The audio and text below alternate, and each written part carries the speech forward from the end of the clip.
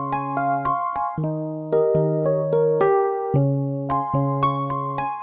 discours qui ne passe ni au Tchad, ni au Sénégal. N'Djamena et Dakar réagissent vivement aux propos tenus par Emmanuel Macron hier lors de la conférence des ambassadeurs.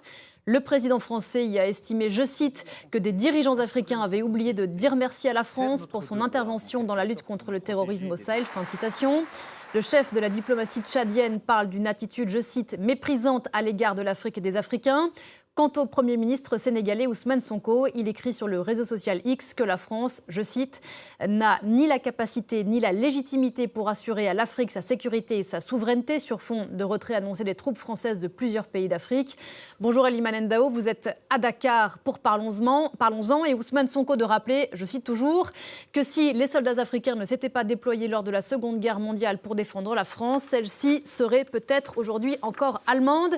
Voilà, c'est ce qu'on appelle une réponse cinglante.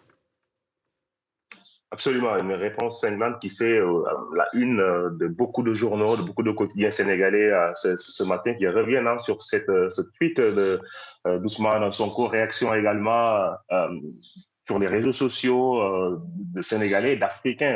Le tweet d'Ousmane Sonko a été vu plus d'1 million de fois depuis cette annonce. Et ce n'est pas la première fois qu'Ousmane Sonko désavoue publiquement Emmanuel Macron. La première fois, c'était lors de la visite de Jean-Luc Mélenchon. C'était au début de leur mandat, au mois d'avril-mai.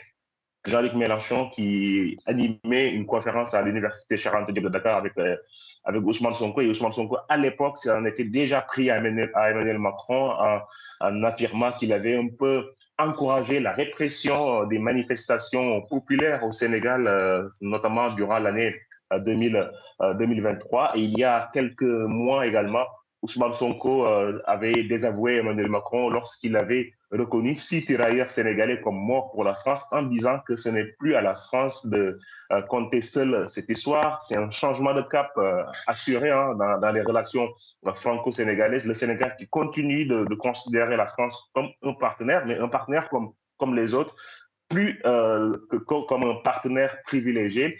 Et dans le discours, le ton a changé entre ce qu'on a connu d'habitude durant les régimes précédents, des présidents qui étaient pas forcément en désaccord avec la France. Là, il y a plusieurs points de désaccord soulignés dans le ton entre les nouveaux dirigeants sénégalais, Bassirou Diomaye Faye, Ousmane Sonko et Emmanuel Macron, le président français. Elimane Ndao depuis Dakar, merci beaucoup. On change tout à